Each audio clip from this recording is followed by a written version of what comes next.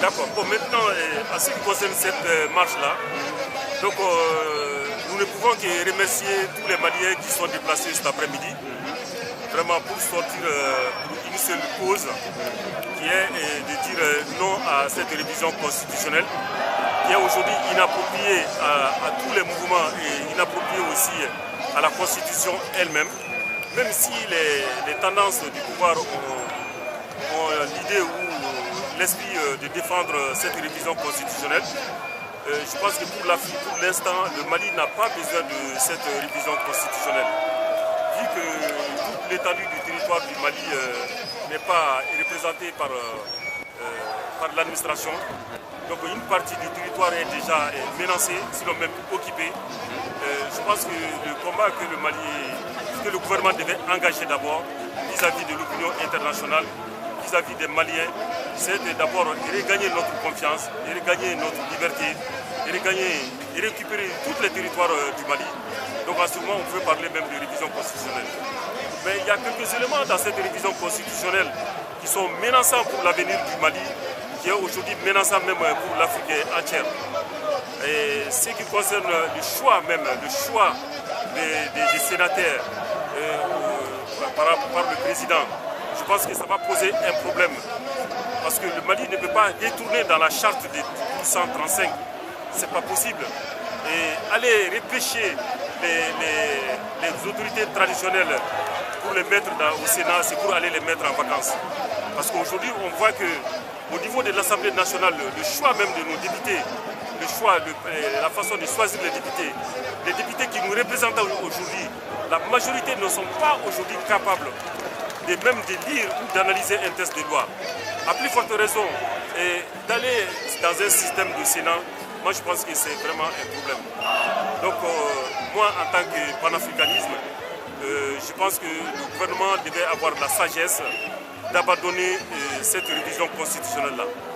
Et certains disent que ça a été imposé par l'opinion, par l'autorité, par la communauté internationale.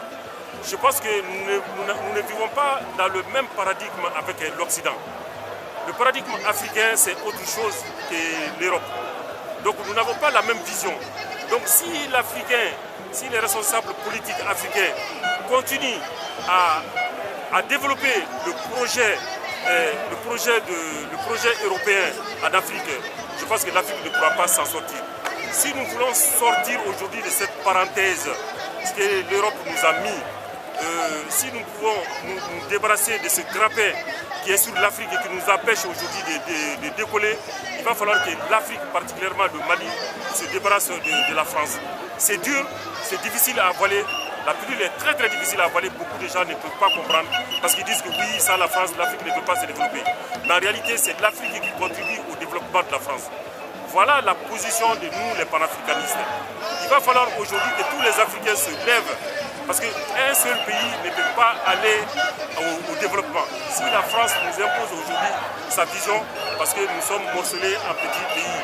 Donc le Mali, particulièrement aujourd'hui qui est sous l'occupation, ne peut rien faire.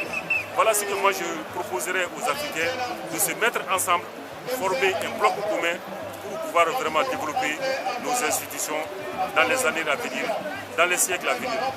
Voilà mon point de vue. D'accord, merci M. Fofana. Voilà. Mais en fait, oui. Vous avez parlé oui. de l'occupation des pays. Oui.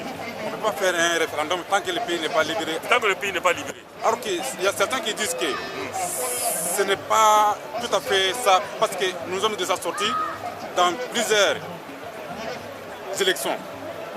Pendant ce temps-là, le Nord a été tous aux mêmes situations. Alors pourquoi ne pas faire un référendum alors que nous avons déjà fait les élections présidentielles? Non, quelle est la différence entre le référendum et l'élection présidentielle? Il y a une différence, énorme. Parce que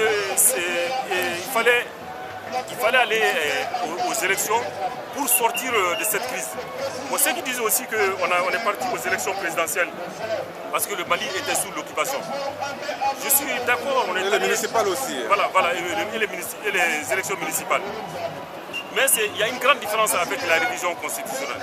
Parce qu'on nous avait promis qu'on allait recouvrir tous les territoires du Mali. Mais aujourd'hui, la France s'interpose aujourd'hui pour que l'autorité malienne arrive à s'installer dans les régions de Kidal et de Taoudéni. Donc à partir du moment, les conditions sine qua non qui est liée aujourd'hui à cette révision constitutionnelle, la première étape que le gouvernement malien devait d'abord imposer à l'opinion internationale, à l'opinion internationale, c'est de débarrer d'abord l'installation de l'administration malienne dans toutes les régions du Mali, la présentation de l'autorité dans toutes les régions du Mali. Parce que si nous regardons aujourd'hui, même le président qui est élu démocratiquement avec 70-77% n'a jamais effectué une seule visite dans la région de Kidal. Est-ce que c'est devenu aujourd'hui un autre pays? Est-ce que c'est devenu aujourd'hui une autre région d'un autre pays? C'est la question que nous, les Maliens de l'extérieur, que tous les Maliens citoyens, que tous les bons citoyens, ils se posent aujourd'hui comme question. Voilà, la différence fondamentale aujourd'hui, qui est dans cette révision constitutionnelle, dans cette révision constitutionnelle, il y a des articles qui définissent aujourd'hui le programme de la fédération. Est-ce que tu vois, le développement des régions, c'est-à-dire le fait de confier le pouvoir aux régions du Mali. Alors que si nous rentrons dans ce développement, si nous rentrons dans cette idéologie, c'est d'aller vers le fédéralisme. Donc en allant vers le fédéralisme, on va aller vers l'autonomisation, vers l'autonomie des régions. Donc en allant vers l'autonomie des régions, en donnant l'autonomie à ces régions-là, on va aller vers l'indépendance, de ces régions. Donc le Mali n'est pas prêt sur le plan culturel, sur le plan intellectuel, aujourd'hui sur le plan démographique, sur le plan économique, le Mali n'est pas prêt. Le problème du Sénat, un pays comme le Mali, dont son budget dépend de l'étranger, n'a pas besoin de créer un Sénat. Ça, c'est un premier point. Deuxième point aujourd'hui aussi, ce système de fédéralisme qu'on nous impose aujourd'hui de l'Occident, ils ne veulent seulement expérimenter leur vision. C'est-à-dire ce qu'ils ont échoué chez eux. Parce que si on prend le problème corse, les Français n'ont pas pu résoudre. Si on prend le problème des Catalans, ils n'ont pas pu résoudre. Donc ils veulent nous imposer cette vision-là. Donc c'est pour donner l'indépendance à la région de Kidal. C'est un peu un truc que ça. Donc en dessous, il y a toujours l'intérêt. Voilà, l'Occident est toujours donc, derrière l'intérêt. C'est pour ça que nous n'avons pas les mêmes visions, nous n'avons pas le même paradigme. Donc ça, c'est un autre débat. Donc si vous souhaiterez, nous le ferons prochainement. D'accord, voilà, merci beaucoup.